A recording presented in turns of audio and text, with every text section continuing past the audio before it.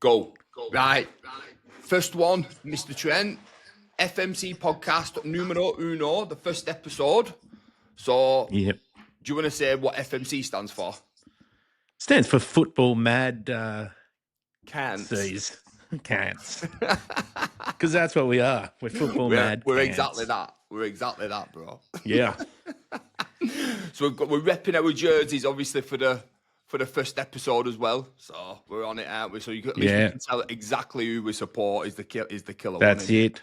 And let's just note, 15 minutes ago, just took out Inter Milan 1-0. Great getting to see. It in, yeah. Great to see. Bless you. Bless your heart. Bless your heart. We'll get into that in a second anyway. Yeah. But, obviously, what we wanted to do, just so, because this is the first episode as well, what we'll say is UK, Aussie, and we wanted to push, obviously I missed the Premier League, I missed the football, it's part of DNA being in England and whatnot, but as soon as I met you, what did we start speaking about? It was basketball, football, all sorts of things. We're literally now speaking about it every day, so hence why we're doing the fucking Mad Cunts. Football Mad Cunts is the one. We'll not say that anymore, we'll just say FMC, because you never know. FMC. People know. Right, brother. Right, so let's get straight into it, because I think we're going to start this off anyway, aren't we, with sort of the news from the last week, and I think there's probably none better than your big man, your Arab friend, Mr. Salah. What's going on there, dude? What the hell? I'm calling it right now. I'm going controversial. First episode, he is no longer a Liverpool player in my mind. Yeah. He's done it for me. Yeah. For what reason? Obviously, whatever you think of him as a player, he will go down as a Liverpool legend in the fact that he scored that many goals. You know, I think I've said it to you before in the past that I don't rate him as an actual all-time great. Rightly or wrongly, that's my opinion. But you can't fault him for what he's actually done, as in scoring goals. That's it. But for me now, looking at it as a sort of outsider looking into Liverpool, that just shows me the calibre of the person. And I'm going, well, is it all just about him? You know, where they say, I've done all this for the club, I've done this, that, and the other. Yeah. Hang on a minute. The club's also done you a lot of favours as well. And I think I think this is the calibre of what actually makes you a real great. Absolutely. My golden rule is you don't talk ill of the club in the media while you're a player. Full stop. Yeah. And he's come out, he said what he said. It's divided the fans. Half want Slot gone, half want him gone. You know, he's looked a different player this season for whatever reason, whether it's the formation, whether it's an extra year in his legs, whether other teams have worked him out a bit more, but he's looked different this season.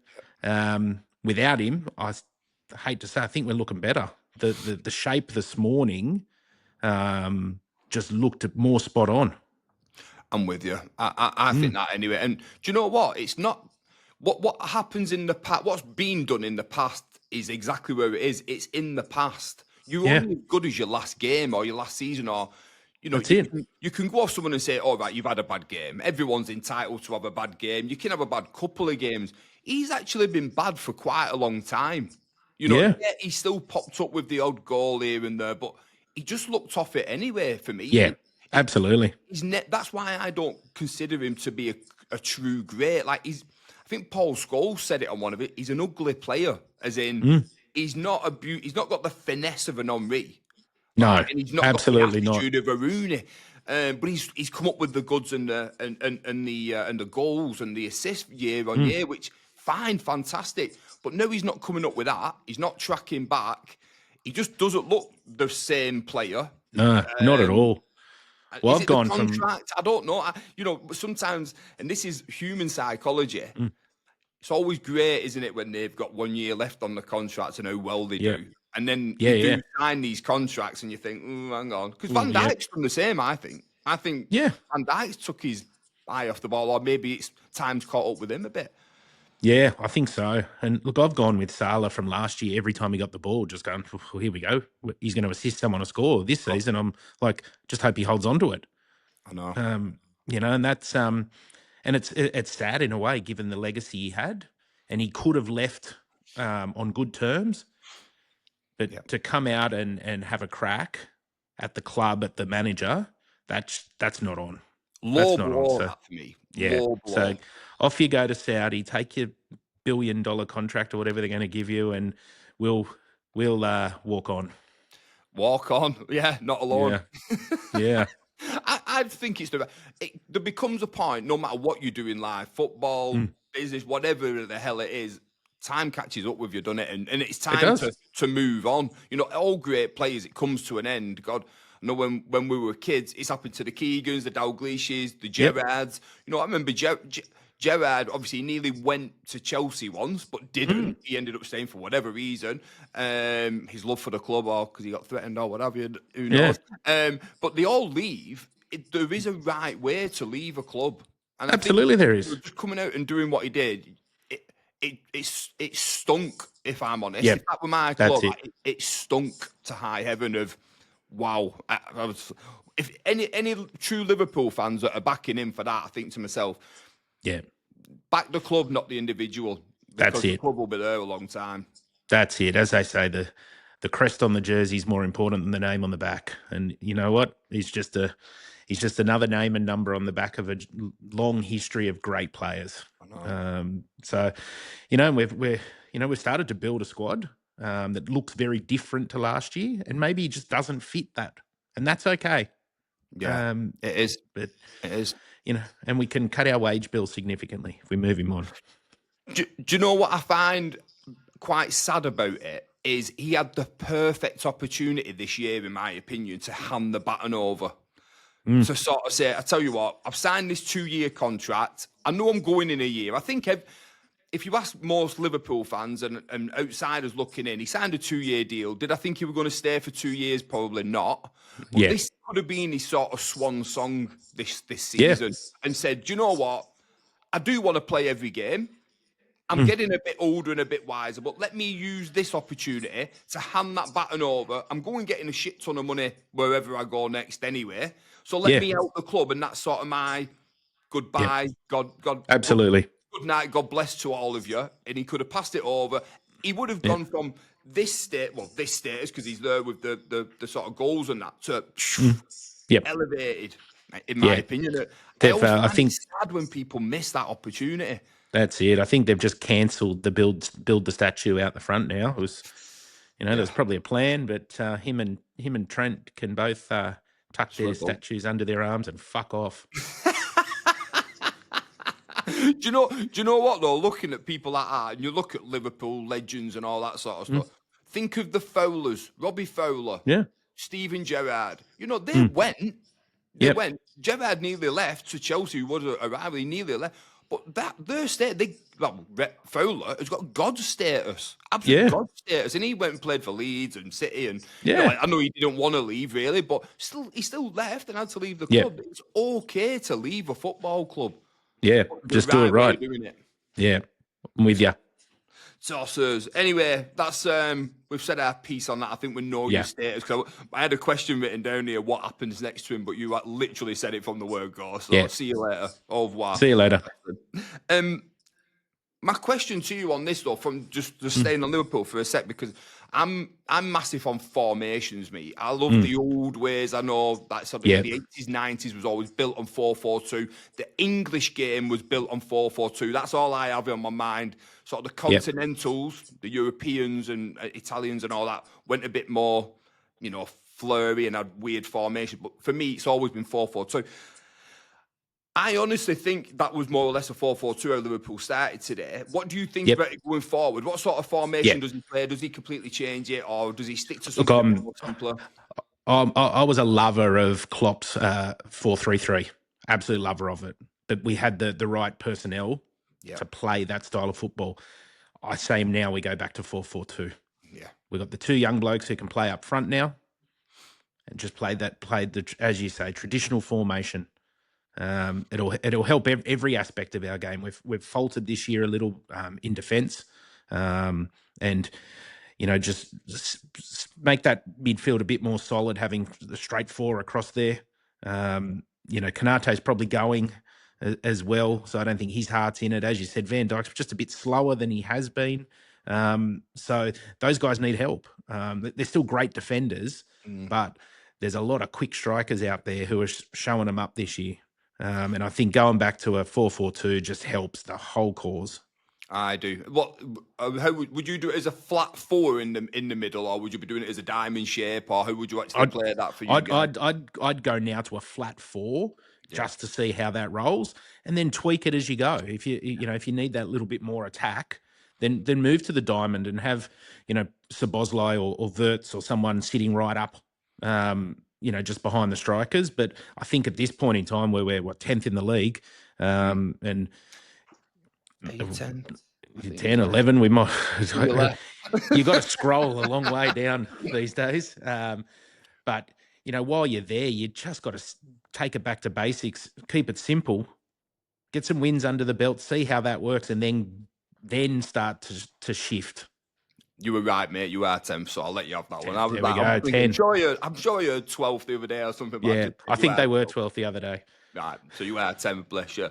But I agree with you. I mean, I keep watching the Nicky Button, Paul Scholes podcast at the minute because I love I'm nowhere near a United fan, obviously, but I love the style. And their era of Man United, for me, was a very 4-4-2, very simple, but the way they did it just brought team. United beat people year in, year out by being simple, really. Yeah. You know what I mean? And they were on about it the other day, and like Paul Scholes, Nicky Butt, Roy Keane, when so they had a central midfield partnership. When one went up, the other stayed back. It's all over the show. There were partnerships all over. So partnership up top, partnership in the middle, partnership at the back. Then you have your sort of flankers, your wingers and your fullbacks. But that to me is just simple. If you go up, I'll stay back and cover you. I don't see all the complications of, right, we'll play him in that little bubble there and he can't go anywhere else. And he'll all cover for each other. All pick your partner and make sure you and your mate are happy days. That's all really that matters. Because if you and your mate do your job, you're protecting them and you're feeding them. That to me is all they need to do. And I think Liverpool now are absolutely tailor-made for it. I think that Katike and Isaac up front. Yep. He brought Wirtz on today. I thought he looked really good. And I do think he looks a special player. He just needs to find his place and his rhythm. But if you had him just behind as well, you know what I mean? Like, so even if you take one of those strikers off and you have him just behind, rather than him playing in midfield, playing as one of the strikers, look like more that sort of 10 role or something. That's it. Having him there, he'd be frightening feeding them little balls. Yeah. He's always doing it. I think there's big potential in Liverpool. I think they just need that little sprinkle now, don't they? A little sprinkle of pizzazz. Yeah, of English joy, you know what I mean? But do you think Slot is the man to do it? At this current time, yes. Yeah. And I only say that because if you sacked him, who's coming in? Yeah. And it's all well and good teams sack the manager and look around and they go, well, there's no one better than that person on paper. Yeah. So unless you've fully lost the dressing room and the players aren't respecting you as the coach anymore or the manager, then I don't see the point. There's a lot of talk around that, they'll put Gerrard in as the interim manager. That's just suicide for his legacy at this point in time. I wouldn't bring Gerrard in though anyway. I think Gerrard... I don't think Gerrard needs that right now. Liverpool don't need Gerrard, and Gerrard doesn't need Liverpool in this heat and in this time. That's it. And we've got, as I've said to you before, we've got Aussie Ange floating around. But I don't know if he's the right man for the job too, if you want to go back to a simpler formation, because he just loves balls to the wall attacking football. Yeah. And that's not working for us at the moment.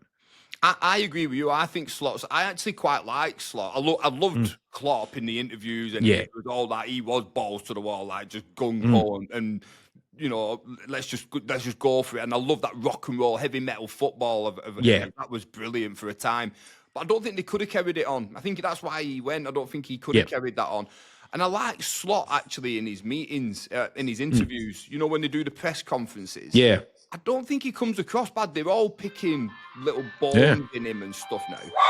But I look at him and I think why are you picking all these bones into him? Like, he's Yeah, actually saying decent things. He's actually being very respectful. I don't think he was disrespectful about Mo Salah at any point. He was exactly. always talking up. He was always talking well. Oh yeah, he's training well. He's doing this. He's doing that. Then all of a sudden, Salah threw him to the wolves. I don't think it was the other way around. And I think That's everything it. comes across. He knows his stuff. That slot. He's obviously got to get the players on board, but he's got to integrate these. I don't think it's going to take a lot for Liverpool to actually kick Agree. on, because there's a hell of a lot. If you look at Liverpool as well in the last, even if you just looked at the last 3 to 5 games, there's a hell of a lot of individual errors. So Yeah. misplaced passes, like really crap misplaced passes. Yeah. Stupid penalties, giveaways like that Canate. He's forever giving the ball away. Little things like that where you go in, is that a coachable thing? I'm not sure that's what they really is. It's a coach's problem. It's just a simple mistake. And these simple mistakes are making big waves from. And I think when you're not winning, those mistakes happen more often. Because you're not in that. You're not in that winning groove, and they've just got to get back into that winning groove. I'd love to say the season's not over, and we'll talk about our predictions for where they'll finish later. But it's a big climb back. I think they're 10 off first. Yes. Yeah, that's a lot of losses by some very good teams. But you're only 3 off the top 4. Yeah, and if you've got to be honest with yourself now, forget the title. For me, just concentrate on getting in the top 4. That's it. Yeah, totally agree. That's one game, someone loses. You need two wins and someone else to not be great, and you're in there. Yeah, it could change pretty quickly in that. But it's a long way to go. What a funny season this one is. Like, obviously, I know we're going to go through the league and stuff, but what a funny whole season it is now. Yeah. Just to finish off on the sort of Liverpool thing with where they're at now and the manager, I was looking at this as opposed to, because they're big institutions, the Man United and the Liverpools. They're the 2 clubs now that are not up there at the minute. So you've got Arsenal doing well, you've got City doing well. Chelsea are a funny old team, but they're still there and thereabouts. Out of those, the bigger guys that I would consider the bigger guys, the Liverpool and the Man United are the ones who are faltering this season. Liverpool were flying last season. United have been in turmoil for 10 years or so. Yeah. This, for Liverpool, feels different than the United one for me. It doesn't, whereas we were saying they need to sack a manager, they need to do this, they need to do that. I don't see that sort of level of turmoil. No. For Liverpool, and that's not because not at all. Rose tinted glasses because I have an affinity with Liverpool. I just think the United thing is broken from the top. I think the ownership, the way they are, that is the broken thing. United aren't United anymore. No, love them or hate them, it's not Man United. It's not the Man United anymore. That's it. And it's quite sad to see. I suppose, I don't know what the supporters would be thinking, but if I were a United fan, I just wouldn't feel like I'm supporting the same club. Whereas Liverpool, I think Liverpool in its fundamentals, I don't think anything's changing massively. The club is still what they're supposed to be. The philosophy's there and stuff. Do you know what I mean? That's it. Yeah. What do you reckon? Do you think it's a completely different thing? I wouldn't be looking at 100%. I don't think they should be sacking the manager. No, not at all. Not at all. I think it'd be the worst thing we could do at this present time. Yeah, the club trusted him with more money than they've ever trusted a manager to bring some players in. They're taking a while to groove and play together. You got to give him the time to put his team together and get it rolling. And if you finish this season in the top 4, then you go, well, that's a win from where it started. Or even if you finish top 10, but there's some real signs of the club doing well, and if we could nick an FA Cup or win the Champions League, or then you go, well, that's a pretty bloody good season. Yeah. I think the thing for you guys now, from a Scouser point of view, is that Everton are above you. That won't finish like that, but okay, love it. Yeah. Love it. Yeah. Go on, balls out. That's the one. Yeah. On more recent news as well, just to touch on United again, I seen obviously last night or whatever they beat Wolves, didn't they? 1-4. So So now, they beat a team that has 2 points all season. exactly. So now they're flying, obviously. Carrying they're on back like to they've normal. just won the World Cup. Won the World Cup. But what I did see, which made me laugh after this, is Mason Mount is back apparently, and he should be getting an England call up. Has he got 1 foot on the plane? And I'm looking at him, I'm going, for God's sake, this guy has not played hardly, for age. He played crazy on 2 good games, and now they want to take him to the World Cup. But we're mourning that, Bellingham's not doing this and Foden's not doing that, and they're like world beaters. And we want and people are going 2 good games. One of them is against the bottom of the league who's only got 2 points all season, and now he wants to go to the World Cup. Yeah. Do we just? I mean, it's a media thing, and it's to create certain bits and pieces. But are we just full of shit in the media for players? Like we big them up, and it's like, hey, do you know what I mean? It's like mental. I don't get it. Yeah, and if you look at that English midfield with Bellingham, with Declan, I think Declan Rice is currently there, isn't like? Yeah. Are you honestly taking one of those 2 out to put Mason Mount in? Like, do you not want to win a World Cup again? That's exactly what I wrote. It's not coming home with Mason Mount. Who do you drop to put Mason Mount in? Like you've got that Wharton, Adam Wharton at Palace. You've got the other guy, is it Anderson at Forest? These guys are like on the way up. These are the future now. Are you still reliant on a Mason Mount? And I actually think Mason Mount's got a bit about him. He's a decent player, but forget his England stuff. Have a good season. And then start wondering whether you can get back into and being injury free and stuff like that. I find stuff like that absolutely mind boggling. I just think let the lad just have a good couple of games and leave him be. He's not an England player, is he, right now? So. Nah. And as I said, to drop one of those current lads out of that to bring him in, what a slap in the face for them. I know. But the amount of shite that Bellingham gets off people, and I think, that is a night and day conversation. That like Jude Bellingham is a world beater. That lad is a frightening player, and to give him grief and then start bigging up someone like a Mount, I just think you need to give your head a wobble and just get a grip. Solid wobble. Yes, a solid one. But I think we're going to give as well. I wanted to give a special mention here. Got Liverpool's and United's that are sort of mid-table teams now. At the moment, mid-table team for the time being. I want to give a special mention to like Villa and Palace. Yeah, fuck, unbelievable, eh? I'm going to claim that Villa is coming from the foundation Steven Gerrard built as their manager. Some sort of Liverpool connection. But what? And it reminds me a little bit of the year Leicester won, where I keep watching them thinking this run's gonna end. They're gonna fall back into the 6th or 7th down the table and they're looking better and better. They are. That Villa game against Arsenal, nicked it in injury time, but they matched it with the league leaders. Yeah, you've got to be in it to win it. And I just like. Do you know what I like about Villa? And the manager is a very good manager. I think he was unlucky when he was at Arsenal. I think it was just the wrong time for. If he was I think he'd do better than an Arteta. Do you know what I mean? Obviously, he's done a bit. I think he's a better manager. I just think he's really good at as a manager. That guy, he knows his tactics, knows his stuff. He has a bit about him. He's a really good manager, but he does the right things. Like they've lost a lot of players over the last couple of seasons, Villa, because they've had to sell as well, and they've still carried on. And I think that's commendable for me. And what are they? They're third, third on the table, third. And killing it.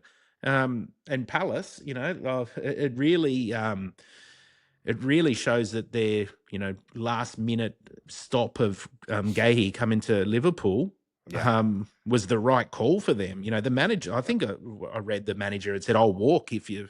He did. He sort of threatened them in a way, really, and I think he sort of. Being a bit on the borderline with the way he's acting now as well, because he's come out on the press and said something else as well. I can't remember exactly what it was, but he's basically said, he's sort of engineering a move out, that manager. At the end of the season. And look, he probably wants a big club, wants the big pay rise. He does, bless his heart. Oh, bless him, done well there. But the Gahey thing, I think That's one. Do you think he'll go in January? Look, all the press, and we've just talked about how full of shit they are, but they're saying that Liverpool won't go for him again. And I don't know whether that's a bit of smoke and mirrors that just to, cover that up and then January go at him again. Mate, I'd take him in a heartbeat. Yeah. I think we've had this discussion before. He's, and Kanate looks like he's going to go the end of the season, if not in that window. Yeah. And Liverpool can't be relying on Joe Gomez to slide in and take that spot. So we need a quality defender. And it'll probably reignite Van Dijk a little bit, I think. If he had Gahey beside him. So look, I hope they go at him again. The 35 mil we were going to pay was a steal. He's a quality guy, you can tell the way. Like, I think this is the night and day thing about Salah and Gahey. Like, he wanted that move. He got let. He was on his way up to Liverpool. He was like not far from actually being there, and they called him back. Yeah, you've not heard him interview or call Palace one bit. No, like not at all. One bit. And he probably is in more rights than a Salah to moan about his club. I would argue that Gahey would. I'm surprised he'd not come out and gone. Taking absolutely. The piss here. I'm fuming. I'm. Sitting on the bench, I'm not playing. All that shit they carry on with. He's done me out. Yeah. And I don't think you could have blamed him for that, because I think it's actually quite cruel what they actually did. But what he's done is he's gone, I'm the captain of this club. I'm going to get my head on. I'm just going to play football. Whatever you guys want to do behind the scenes or whatever it is, I'll be getting my move for free then, if this is what it is. But I'm going to carry on and show the world what I'm all about anyway. And I think he's been, that sort of thing has got to be commended. Absolutely. It shows the quality of the person, not just the footballer. Yeah. I think you want them personalities in the dressing room, no matter what. Absolutely. But just to touch on Villa as well, Villa are actually 3 points, so one game off top of the league. So if Arsenal lose again and Villa go they're top of the league. That's insane. And there's 4, so from third and fourth, there's 4 points different. They're on 30 points, Villa. Chelsea are the closest on 26. Yeah. They've actually cemented, they've actually 1, 2, 3. They've actually Yeah. Wow. Which I love. But the other thing I wanted to, the reason why I mentioned Villa is, and I'll probably say this because my club are one of the originals, the founders of the English League, but for Villa. But I see teams like a Villa as, I call them the originals. If I close my eyes and I say, what would, if there was a league, a Premier League, and there was only 10 teams, Villa would be one of them. Yeah. You know what I mean? Like, even Leeds United would, Nottingham Forest. These are them original sort of, core teams and clubs and institutions, if you like. I see those clubs as probably because they've been successful in Europe, but they've got the history as well. And I love sort of the Villa. I actually secretly like them doing well. As long as they're not playing my club, I like them guys doing well. And I just think it's cool to see them doing well, because they deserve it, if you ask me. Totally agree. Where do you think they're gonna? Do you think they're gonna stay up there? I do. Cool. I've got them in our. We'll talk about our predictions at the end and see how we go. But I think they'll be there. On the flip side of that as well, I look at, and it's quite disrespectful when I say it. I feel disrespectful saying it, but when I say there's the originals and I close my eyes, I sort of think they've got a God-given right to just be in that league. Do you know what I mean? Like if they had an American sort of franchise situation, they just you don't go up, you never go up. You never go down. You're always here, even if you shouldn't stay here. Shouldn't happen, but that's where I sort of feel. But then I look at the teams like Brighton, Brentford. I always look at them and I think, like, they're great clubs. They're doing fantastic. I haven't got a bad word to say. I just look at it and go, just doesn't have the same ring to it as sort of clubs like that. Another one, and they're down in Derby County. Do you know what I mean? Like, if Derby were in the league, in the Premier League, it wouldn't hurt me that, because I think they just deserve to be there through history. Yeah. Like a weird one, you know what I mean? But where I'm coming from. I get exactly where you're coming from.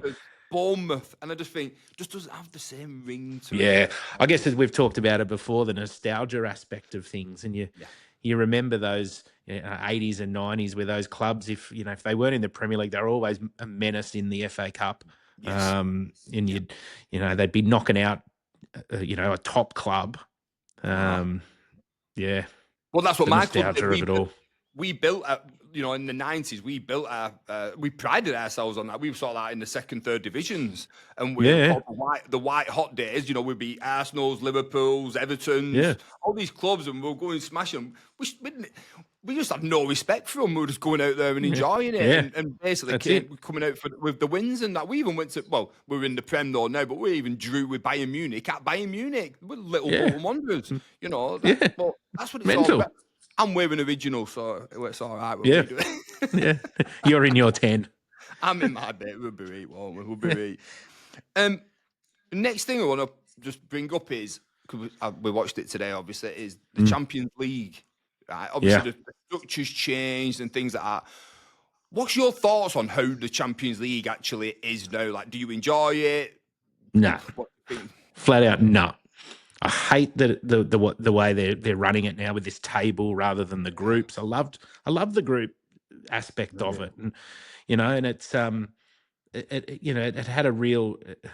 It was just nice, you'd see where you fluctuated in the group, or you'd be smashing your group, and then they'd ease off in a Champions League game towards the end and let these young blokes go and play in Prague or somewhere. Because they were solid in their group, or you'd be fighting on that last day for goal difference and all sorts of shit. But the way it is now, I feel it's just more geared for the big clubs of Europe. To do well. They, I would say, they want the Barcelonas, the Real Madrids, the Bayern Munichs. They want them, PSG. They want them at the top, and what better way to do it than have this table? I know. Do you know what my main problem with it is? I don't really know where it's up to. Yeah. Do you get what I mean? So at no point do I go, well, are we doing well or are we not? So you win again, you win. Like this, and you have. As daft as it sounds, and we always say this, don't we? Keep it simple. But the more you complicate it, the more you just get confused. And I think, well, where are we up? What is that game playing for? So, Liverpool now are playing for it. And I'm going, well, where are they playing at? What's the point? What are we actually aiming for? And if they do it more, you become more accustomed to it, and it becomes a bit of second knowledge. But I'm like, I just don't get where we're up to with it. I don't know what we're playing for at this point in it. And it always gets better as things go on, the knockout stages and that. But the Champions League, even in the a couple of seasons ago, right from the get-go, always seemed spot on. You always wanted to watch the games. They weren't as good as the knockouts, they never are, but it was always decent to watch because you knew what you were playing for. You wanted to finish top to get to. I'm like, I don't know where we're at the minute. Yeah, same. I have no clue where teams are coming out of this and what happens next. I'm getting that. But I'm just looking at some of the results as well, from the European sides and that, some of the big ones and that. Barca won, Bayern Munich. But Bayern Munich, to me, they just seem like they are on another level this season. If you watch what that Vincent Kompany has got them flying, if you see, Kane just seems like he's on one. He's got no injuries. He's settled in Bayern, even though he smashed it in his first season. He's even more settled now, and he's just firing. I don't even know. Did he score? Let's have a look. He didn't even score. Gnabry, who were crap in the Premier League. Carl and Tar. Let's see, did he? But he's not even Kane up top. But he's not even. They just look frightening. They've won 3-1 against Sporting, but they look fantastic then. Barcelona, just crazy. I'm not. They won 2-1 against Frankfurt. Not convinced about Barca at the minute. I'm not convinced about the Spanish league. I think that's a funny one. The Spanish league just seems it's taken a step back at the minute, doesn't it? Yeah, it does feel like that. And I guess it shows the power of not just from a footballing perspective, but the marketing perspective of what high caliber players. Like once I feel like you heard less of it as soon as Messi was out of the league. Yeah, it was. And he's been gone a while now, but it just felt like you didn't hear about it as much. And maybe that's because the highlights dropped because he took up 90% of them. But, maybe not.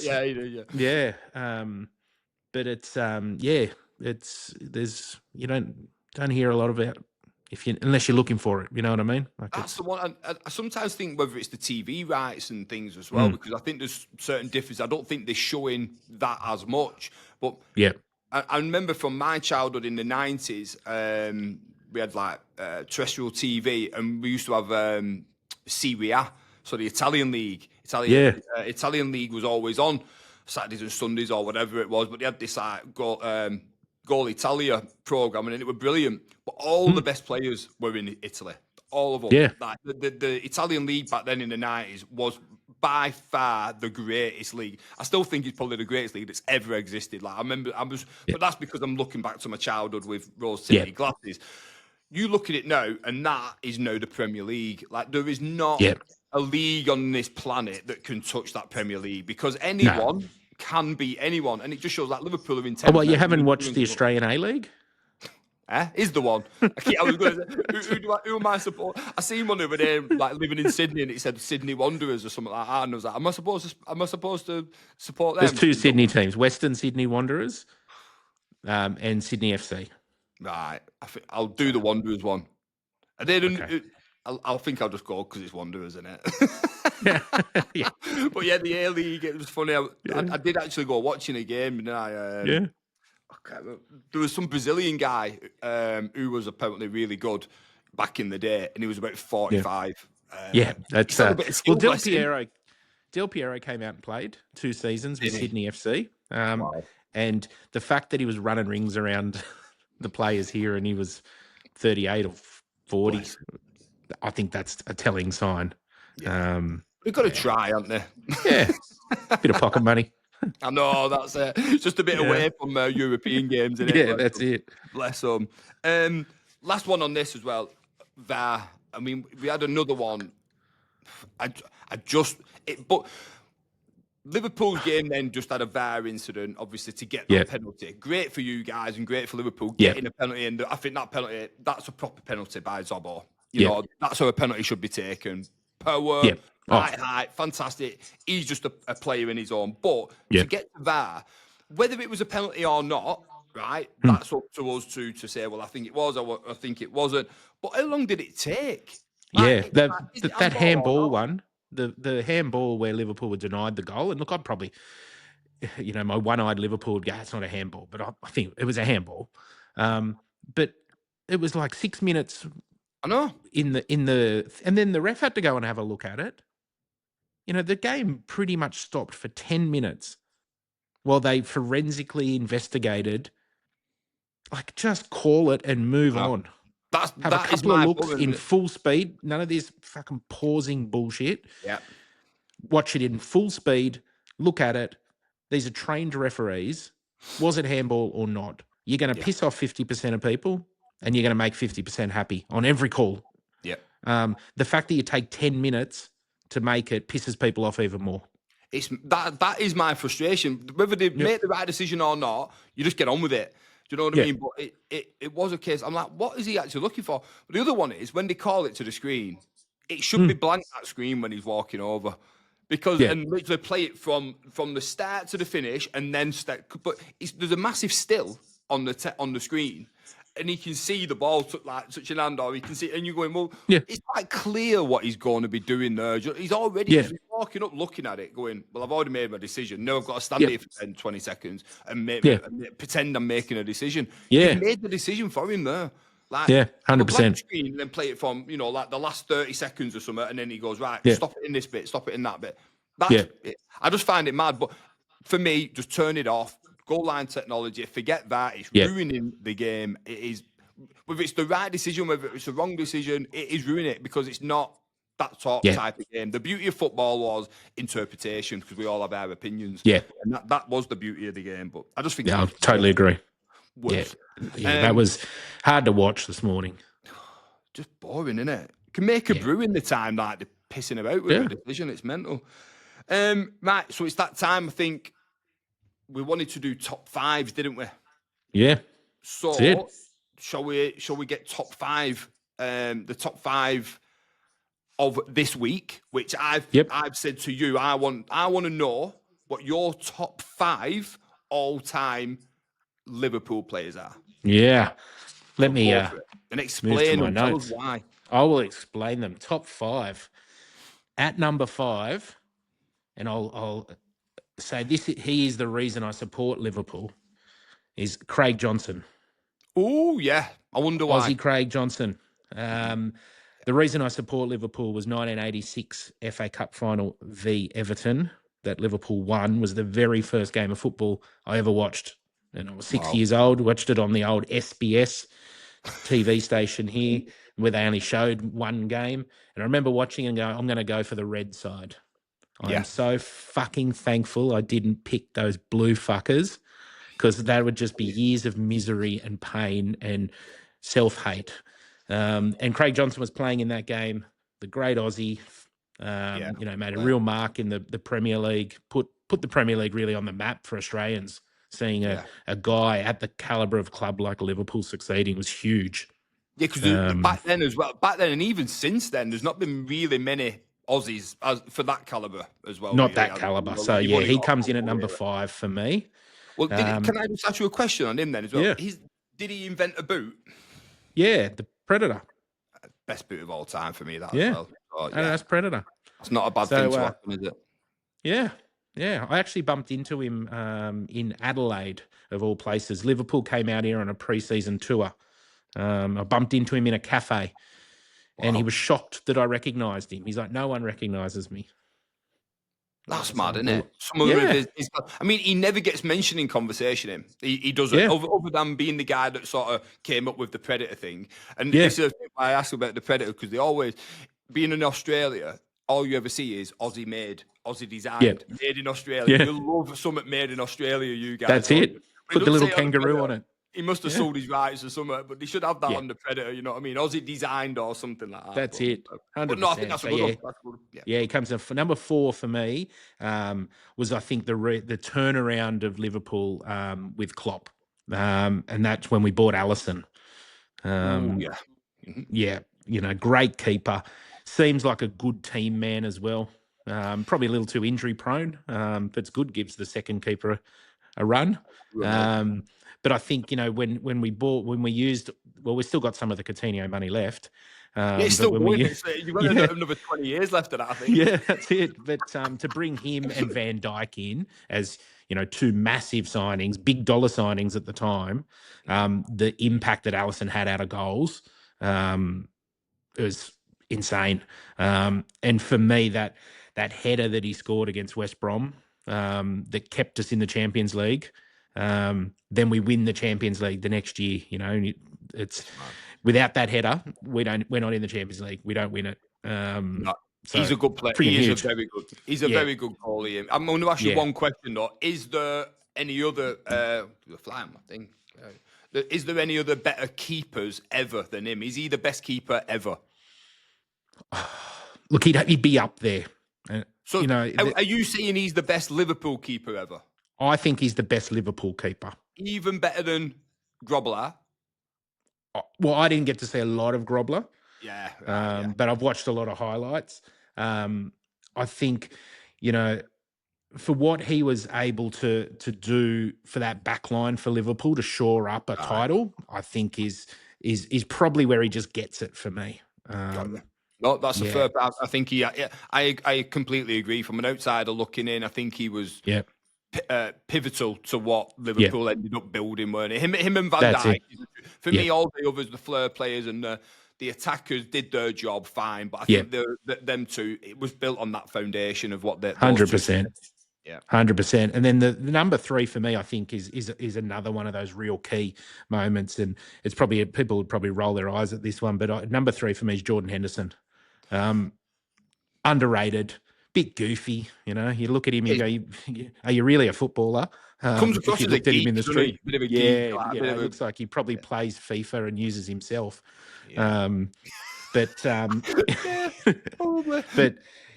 the stuff he did off the ball. And the leadership that he brought in that time, especially in that COVID time where, we were streaks ahead and then having to come back on and regroup and do that. I think his leadership during that time was exceptional. And he was just a workhorse. You could see he just, would have given his left arm for the club. And he's one that left on great terms. He'll probably never go down as a Liverpool legend. I know it's a funny one that. It's a funny one that I wondered. I actually rate Jordan Henderson quite a lot. I think he gets a lot of. He doesn't get the credibility that he actually deserves. Yeah. And I think from that leadership point, he wasn't the most skillful person in the world, No. but neither was a Roy Keane, and they can Yeah. do completely differently. But he was a tough cookie, Henderson as well. Like I don't know Yeah. if you saw this game, but he's one of them that. He stands up. I think it's Diego Costa stands up and tries having a go at him, and he just stands there and just gives him an eye, and then he backs down. And there's not many people you see Diego Costa back down from. I always think, but I think he's quite well known, Jordan Henderson, for being a bit of a lad. So I think his leadership, his stature in that, I agree. I think he's great. I went watching Liverpool once. I've watched Liverpool a few times at the stadium, but I went watching him once, and he played on the right wing. It was when he'd just gone, I think. He'd gone from like Sunderland to them, and he used to sit in, didn't he, as a holding midfield. And they played him on the right wing, and I just thought, he's not a frigging winger, but he could whip a ball. He could actually whip the ball, and I thought, fair play to him. At least he's had a goal. Like Zobor now, he'll play anywhere. And I think that's the type of person Henderson would. He wouldn't have moaned if you just said, tell you what, you're playing left back, right back, and changing your position every time. He still would have played there, loved it, and done the best he possibly could. And that's I recall a game where he played centre back. But that's a proper player. That is a proper player. Yeah. You should really be able to do a job anywhere on the play. It's for you to be considered like a fantastic. Like Messi could play centre back. He won't be able to do what like a Van Dijk does and win all the headers, but he'd get the ball and then dribble it all the way to the front. That's it, and probably go down and score. You think he can't do it, and they say he can't do a job there. He can't do anything there. He could fill in. As long as you can fill in, that's what you should. Every player should be at least decent enough to fill in any position. But no, I like that one. I quite like that one. I wouldn't have picked him myself in the top five, but no, I think he is a good player. And he's just and he's back in the England squad. Yeah, we should be. He's back in the England squad, so he's doing well. Yeah, he's doing great. Now for number two, I think you're going to know who my number one is. But this guy was a close second for me. It's Bobby Firmino. Player. When you talk about just loving a footballer, watching a footballer play, I just loved watching him play. So skillful, so much heart. The stuff he'd do. He's a bit cheeky too, where he'd do those no-look goals just, because he knew that they'd snap a photo of it. But what he did in that front three was just so underrated, because Salah and Mane would get all the credit and the praise. But if Bobby Firmino's not in that front three, we're not firing like that. Well, that's what it blew you up for a little bit, didn't it? Really, and I think they tried to sort of that Darwin Núñez bring him in to sort of be kind of a replacement that, because I think that was the right thing in that formation, that 4-3-3, having those two running off, having that Firmino, who's not so much just a guy that you can aim the ball at, but he was silky. He was like a magician. He was a lot better than what you actually think as well. He doesn't get. I think he's highly spoke of in all. Fan I would speak to. I think they highly rate him, but I think he's even better than that. I think he's even better than what people give him credit for. Yeah, and for me, so he's right up there as my favourite all-time Liverpool player. And then, of course, number one, the greatest footballer ever to put a pair of boots on, Steven Gerrard. What a shock. Is they talk about Messi and Ronaldo, but they've left Gerrard off that conversation. He's when you talk about someone who'd bleed for a club, wow. Like, I think my favourite moment, though, ever was he got benched at Anfield against United, and he came on, and within 7 seconds he had a red card. It was just, and that for me was just everything. Like, that's how much he hated United. Was he'll come out and I'll just fucking axe him and go off. Yeah. Do you know the time when he was gonna leave when he at one point? So he could have named his club. Every club basically. Well, Mourinho came for him a number of times. He said that, doesn't he, openly, and says it. But he could have gone anywhere. Real Madrid, Barca, anywhere. And it said all these clubs were in for him. And I think it was Chelsea, but it was the closest because of Mourinho and stuff. Yeah. But I'm sure he gets asked in a news. I remember him being asked, Gerrard, I don't know if it was before or after, about someone being in for him and all that, and he didn't sugarcoat it. And they mentioned United, and he went, I don't know about that one. And he opened it, and you could see there was no way he was going to go United. And I thought, that's brilliant, that. And I think you're right. I'm a massive fan of Steven Gerrard. I just don't. Well, he talks about in his in his book that he's got, jerseys from all the clubs, when they swap jerseys, but he doesn't have a United one. He goes, I wouldn't bring one into my house. Fair play to him. That's exactly what it is, isn't it? That's the way. Yeah. I mean, they would have had it in a heartbeat. Yeah, 100%. 100%. And, I guess the one blight on his career is didn't win a Premier League. And, to be remembered that you slipped. It's heartbreaking. Yeah. As a bloke, you feel for, with everything that he did. That's one of them things in life, and you think, I feel tight on him. It's I do feel tight on him. I think it's cruel, isn't it? At times, it's cruel. It is. But he did save a Champions League against AC Milan for us. I remember watching that game live. Honestly, I was with my stepfather and my uncle out in Bolton. It was when people used to actually go out drinking during the week and things like that properly in England. And we were watching it, and I remember it. And honestly, everyone was just like, it's over. No one expected it. But none of us were Liverpool fans. People were just out watching the Champions League final. That's it. There was nothing. We didn't have anything riding on it, but you felt it. Like, that's how big that night was. Just as football fans, it was like, wow. That's it. And the fact that it was Gerrard and him being English was even better, obviously. But I was actually in Euro Disney in Paris. Nice. And I was like, where am I going to watch this? There's got to be somewhere. There's a pub just outside of Euro Disney. And I was like, I'll watch it in here. Walked in, it was just a sea of red with all these Liverpool fans just singing. I was like, fuck, I've come to the right spot. It was just... I don't remember how I got back to the hotel. It was a good night. Phenomenal player. Absolutely phenomenal. So, I mean, obviously, I don't need to ask you about the Scholes, Lampard, Gerrard conversation, and that people always have a debate. Who were those first two that you mentioned? I know. I'll get on to mine in a minute. Yeah, park footballers compared. I find it mental of how people get remembered as opposed to when they were actually doing the thing. So during the career, they thought of one way, and then after it, they thought of another. You've got the people like a Gerrard, who's fantastic. Well, Scholes was a magician on the ball. He was fantastic, but he wasn't like that forever. And he wasn't the person that actually led. He wasn't a leader. Not at all. If you actually watch what Paul Scholes' career was about, he was a team player. He wouldn't have been the first name on the team sheet. They have all these things that they say. No, he wasn't. He wasn't the first name on the team sheet. Gerrard was. Yeah, absolutely. Gerrard wasn't. But they had certain different teams. And I think Scholes even said, I couldn't have done what Gerrard did at Liverpool. I wouldn't have been able to do it. And that's the difference for me. I think they're all three brilliant. Lampard, I think he's just a unique player on his own. He's not a midfielder and he's not a forward. He's that's it. Something just in the middle, and there is nobody else who's done that, because for the amount of goals he got are frightening. He could pass, he could do a load of bits and pieces. Do I look at him and remember him and going, wow, he's that player that's the first name on the team sheet? No, but he's a mega important player and a fantastic player. There's a difference. Whereas Steven Gerrard, for me, was everything. I think he was just fucking phenomenal, that guy. Yeah, agreed. So there you go. That's your top five, Liverpool. Top five.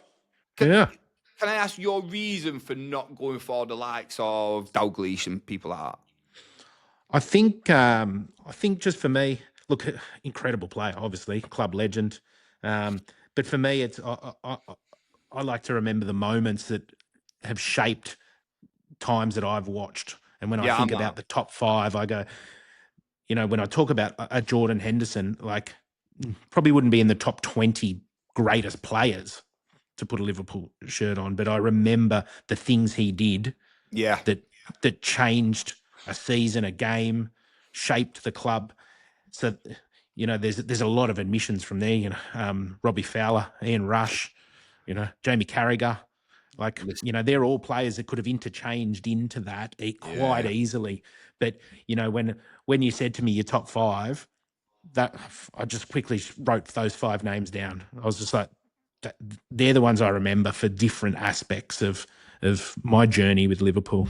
And that's great because it's not everybody else's top five, it's yours. Yeah, that's it. You know, and I always think that you can sit there, if you have to think about your top five for a long time, that's not really your top five. You're thinking what other people might want you to put in, and that is the big difference in it. But no, fair play. I like it. Yeah. Good five. There we go. Good five.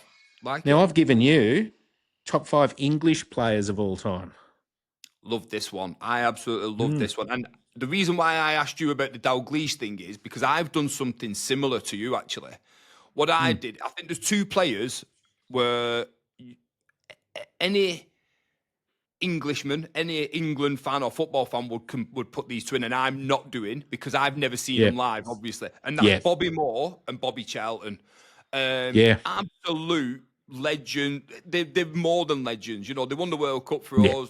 These players, but I've only ever seen highlights or what little highlights you can see on the team. So I've not chosen them because they're not they are true greats. But I just thought they deserved a mention anyway. Yeah. But my 5 are very similar to what you've done. I've gone along that. Who do I remember? Who shaped it for me? Where are the ones where I go, right, they're the 5 I always remember. And that's the way it is. Because there's loads of players that I've not put in. Like, I always remember like John Barnes, Lineker, Peter Beardsley. You know, I remember those players, but they're not my top 5, but they're great players. But they just needed a mention. But my top 5, first one, this guy is just every man's dream player. Like he's just funny. I can't say you'd want to go for a drink with him because he's thinking, but it's Gaza. Yeah, well, I would love to have gone for a drink with him in the day. No, but you'd have never come back. Yeah, last known sighting. That's it. Like, where did he go? Yeah. But Paul Gascoigne is just a god. Like. Yeah. It's a shame what's happened to him in his life now, you know, but he still looks happy. So I go, well, is it a shame or not? He's always smiling and having a laugh and got his stories. But he's one of my very, very, very first memories. And it's because of the Italian 90. And I think Italian 90 just escalated football as well. But it escalated him, you know, being so emotional. That's an Englishman's trait. We are emotional. Yeah. You know, we live on emotion and we attack and we wear our hearts on our sleeves and go and we want to do well. Or you should do it. If you're not wearing that jersey, that England jersey, and being emotional like that, you shouldn't be putting it on in the first place. Yeah, agree. I think he just put himself into the hearts of everybody. But it was more than that. He could have easily been the best player that ever lived. For me. The skill set he had, if you watch him, it's frightening. And even when he was a fat lump, lump. I think it was Euro 96 or something like that, where he flicks the ball over and he's a fat lump. He had more skill than anybody, you know. But for me, he's just phenomenal. And he played in the Scottish League for Rangers for a long time, where he's highly remembered and sought about. But that league then was fantastic as well. It was a really good league. People forget. Because the Scottish League now is terrible. It's not, it's called the League One status, really. If I'm on the Championship, I think it's less. But when he were playing in it, and Celtic, they had some players then. They had some real players. And I just think him as a guy, him as a person, the skill set he had, phenomenal. Went everywhere. You know, and he's a working man's hero, really. And there is no one else. He's that sort of the pinnacle for everything for him. But Gazza's the cracking choice. I get goosebumps me when I talk about him as well. That's how I think what Gazza is. Now, this next one I've chosen because this is a guy. I don't think a lot of people would choose him, and I think they choose other defenders. But for me, I was a defender myself back in the day, and I like the cutthroat defenders. You know, the never say die. You know, Terry Butcher, where he had his head bandaged and the blood dripping out. I see this guy as that type of player, and whereas you have a Rio Ferdinand, who was nice, he was silky, fantastic player. He played alongside him, but I always choose this guy rather than a Ferdinand. I think they're both phenomenal, but it's John Terry. Yeah, right. John Terry, for me, he's the one where you know he's going to do a job for you. You can say to him, run through that brick wall and make sure no one else comes and get. He's that guy. I tell you what I wouldn't ask him to do, though, is take a penalty. I wouldn't ask him look after my wife either, but that's But I get you. Like, what a defender. And what a player. And the amount of goals he scored as well. Like, just stupid. Mad. He was just that play, like where people know and no disrespect to you guys, but everyone talks about the Van Dijks and that. John Terry was head and shoulders above those guys. I know he did a lot of wrong stuff in his personal life and things, but as a football player, an out-and-out football player, as a defender, as a leader, there's very few better than him as a leader. Yeah. Like, he had the amount of egos he must have had at Chelsea. Bear in mind, he was a kid, and he led them. They were people they were paying big money for, and he led them. That's not an easy fate. That he could have easily been a shrinking violet and gone beyond, and he had partner after partner. I remember him and Carvalho. Fuck, that frightening team. Him for England, I just think as an English player, it's great to see, and he's that old school English mentality. So he'd been my only defender, but he'd be the one. It's like five-a-side. The next one. Again, for me, God status, and I think it's a hard one now seeing people beat his records and things like that, but it'd be Alan Shearer. Yeah. For me, Shearer was just fucking frightening, man. Proper English centre-forward.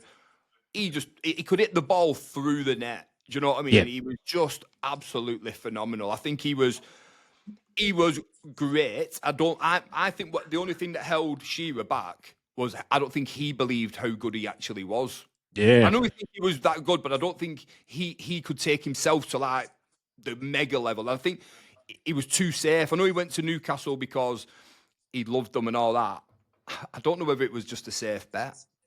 In my opinion, looking at it, and I go, did he think he could have been that big man at United and been involved in all them? Because remember, he was at Southampton, he was at Blackburn. Yeah. Blackburn were a small club, but he was the big fish in a small pond.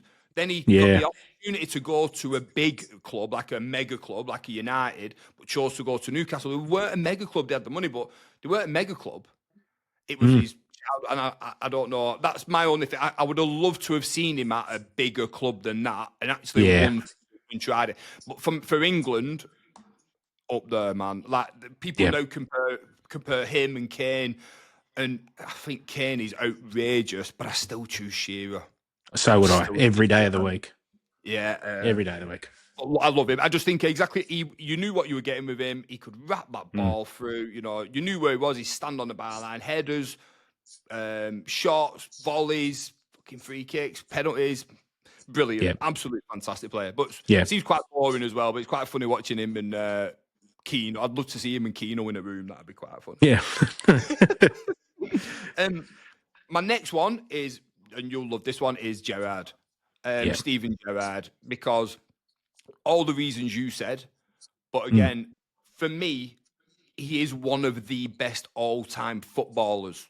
I've never mind centre midfielders and whatever. I just think what he did, I think it's a shame how England didn't build more around him and the likes and come up with a system that would have got all those guys in. They just... They crapped it up, and they didn't do themselves any justice by not performing on the pitch. But they were phenomenal players. But he is head and shoulders above anybody else to me. I think he had everything. He had skill, flair, direction, drive, headers, right foot, left foot. Unbelievable football. And I remember watching him play against Bolton in the Premier League live, and when you watching a game on TV and watching it actually in person is completely different. And when you watch him in person, he just was up and above everybody else. Yeah.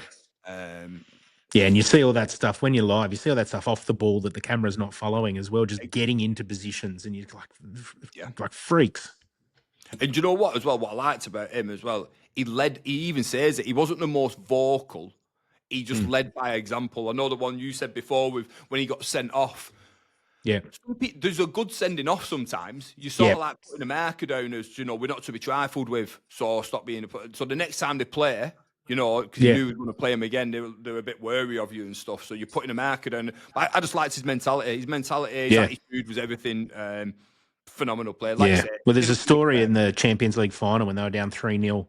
He talked about in the change room, he made the manager, fucking mind blank. Benitez leave the change room, and he made he said, "Everyone listen, and he said you could hear the Liverpool fans singing "You'll Never Walk Alone," and he's like, "We're going out to do it for them." Wow. But that's the difference, isn't it? That's the difference. You know what I mean? That's a leader molding their style to a situation. Yeah. Like at 3-0 down in a Champions League final against arguably one of the best teams that's ever been put together, AC Milan, you'd be sitting in there going, fucking, we're done. Exactly. Most people And he believed. Yeah, he believed. And the rest is history. That's the difference in it. But yeah, he's my number 4. And it was a toss-up, really, between him and a Beckham, for being honest, because I love Beckham. I think he didn't have all the attributes of a Steven Gerrard, but what he did have, he was phenomenal at. And people don't give him the credit. They don't give Beckham the credit. And I was like, I want to put him in, but he's not my top 5. He's not my top 5. He'd probably be number 6. But I loved Beckham. I think he was scary good. He was better than people remember him for. That's it. Still no one. People go on about Trent and stuff like that. There's still no one passes like he does. No one puts on a sixpence like he does now. The closest one would be a De Bruyne, if you like. But no, it's phenomenal. But I didn't put Beckham in it, but I went for Gerrard instead anyway. Yeah, and then good choice. My final, so my numero uno, this is my number 1, because this guy, straight away from coming in as a youngster, I remember watching him. It was only on the TV. I remember watching him, and it was for England. But so you'd seen bits and pieces of him. I remember seeing him, and you looked at him, and you just thought, "Wow, he was like a wonder kid." He could have done anything. Like he was bullying people out of tackles. He were never backing down. You probably get Wayne Rooney. He is the pinnacle of an English player. Like he was everything. Balls here, deep. You wouldn't have wanted to mess with him. He didn't give a shit. Did not give a shit. But he backed everything up as well. Could score a beautiful goal. Could score an ugly goal. Tackled, defended. He could play anywhere. And I'm sure, did he went in net once, didn't he? I'm sure he went in net for someone once. He could do anything. And honestly, for me, I think he plays it down a little bit now when he talks to people, because he says that Kane's the best English player of all time or whatnot. And Kane's fantastic. But Wayne Rooney, for me, was God. Yeah. The only difference were Ronaldo, so Cristiano Ronaldo, became better than Rooney is when he got Rooney sent off. And they came back, and so say they were like about here, I'd say Rooney was better than Ronaldo at that point. It overtook and went that.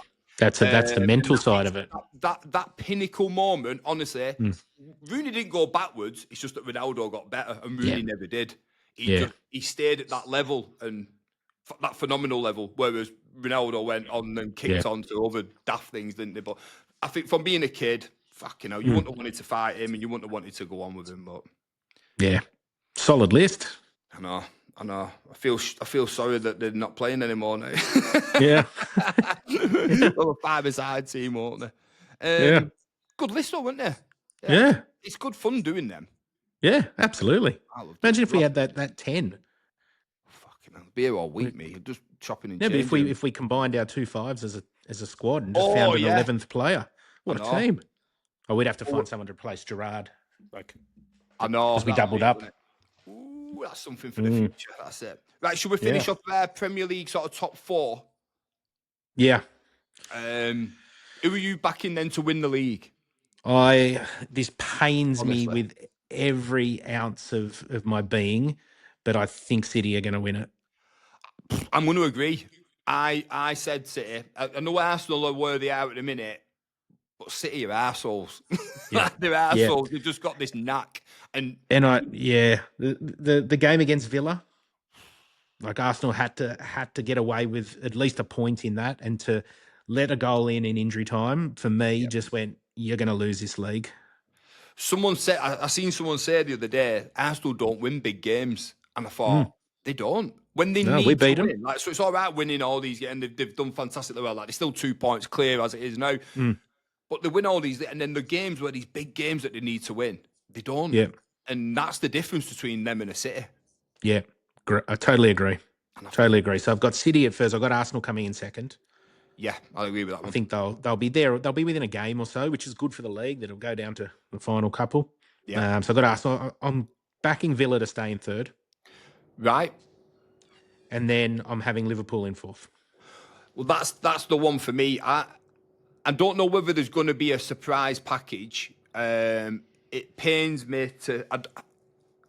I always think, I wonder if United will, because United piss people off all the time, don't they? And I'm sort of like toying with myself. I actually think Liverpool will get in, and I think Liverpool will finish third. Is mine. Yeah, so right. I actually think I think they're not as bad as what people are making out. There's loads of individual errors, but I think it could go one or two ways. This now with Salah, it goes one way where they go like they'll play. Is it Brighton at the weekend? I think it's Brighton or someone at the weekend. And if they lose that, then they're on a hiding. But if they win that game at the weekend, then I think they kick on from that. They've got the new formation. They'll get Salah out. I don't think he comes back. I think that's it. Gone. And it's sort of right. Come on. So they've got Brighton at home, Spurs away, Wolves home, Leeds home. But I mean, they should have won all the ones they've lost already. But they should be every game, every one of those games is winnable for Liverpool. And you don't know what's going to happen in January. But I'm going to go balls. I think Liverpool will get to third. Yeah, right. I like that. They needed something big to happen. It's happened now with the Salah thing. Use that as fuel and go and kick on. Yep. And I think fourth, I'm in turmoil here whether it's going to be Villa or Chelsea. Because Chelsea, I think, are phenomenal. And I mean this when I say it. I think they're a phenomenal side that have weaknesses, which is their own demons. Like this, when you watch them play and they're on point, they're very, very difficult to beat because you don't know what the fuck they're going to be doing. Yeah. Just like that young lad, that Neto, he's a player. You've got another one, Estavio.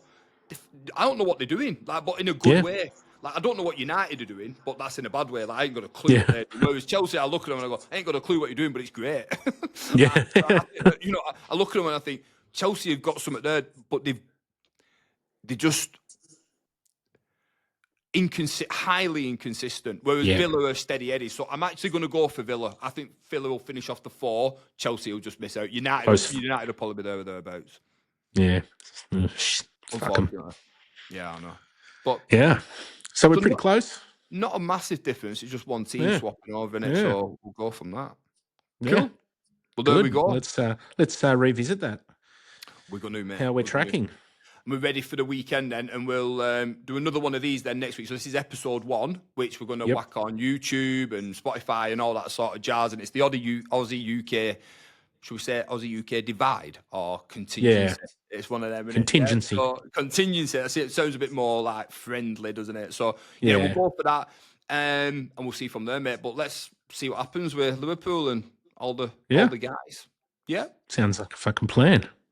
More top 5s, but I have to do top 3s and make it a bit harder. Yeah, two poor bastards miss out. Yeah. Right, brother. Much love to you, and I will too, mate. Speak to you in a bit. Catch ya.